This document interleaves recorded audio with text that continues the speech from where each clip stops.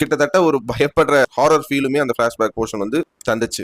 மற்றபடி editing, stunt, சவுண்டிங்கா, RR works எல்லாமே சூப்பரா டெக்னிக்கலா ரொம்ப அழகா பண்ணியிருக்காங்க. அண்ட் அந்த ஏலியன் சீனமாஃப அண்ட் இன்னும் 2-3 ஏலியன்ஸ் வந்து காட்டி அதுக்கான கேரக்டர் ஆர்க்ஸ் டெவலப் பண்ண விதம் ரொம்ப நல்லா இருக்கு அப்படின்னு சொல்றத விட, நம்ம பார்க்காத ஒரு விஷயத்தை பார்த்து இந்த ஏலியன் எர்த் வெப் சீரிஸ் மூலியமா தெரிஞ்சுக்கிறோம் அப்படிங்கிற ஒரு கியூரியாசிட்டியை வந்து கிளப்புது.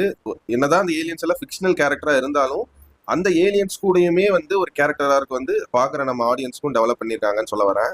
அண்ட் இந்த ஏலியன் வெப் சீரிஸோட நெகட்டிவ்ஸ் என்னன்னு கேட்டீங்கன்னா, இதை வந்து இந்த 2 கம்யூனிட்டி யுட்டானி பாய் கவேலியருக்கு நடுவுல நடக்கிற சண்டையாவே வந்து கொண்டு போயிட்டாங்க. ஒரு வேர்ல்டுன்னு ஒண்ணு காமிச்சா கண்டிப்பா பீப்புள் பாயிண்ட் ஆஃப் வியூன்னு மக்கள் எந்த மாதிரி வந்து சஃபர் ஆயிட்டு இருக்காங்க அப்படிங்கிற ஒரு விஷயத்த வந்து கொஞ்சம் சொல்லணும். அப்பதான் அந்த டிராமா இன்னுமே கொஞ்சம் இன்டென்ஸா வந்து பில்ட் ஆகும். பட் இது ஓகே, இவங்க இந்த கேரக்டர்ஸ்குள்ளேயே வந்து பிளே ஆகிற டிராமா எல்லாம் நல்லா இருக்கு. பட் மக்கள் எல்லாம் என்னடா பண்றாங்க இந்த உலகத்துல அப்படிங்கிற ஒரு விஷயத்த வந்து சொல்லவே இல்லைன்னு சொல்ல முடியாது. ஒரு ஃபர்ஸ்ட் எபிசோட்ல சும்மா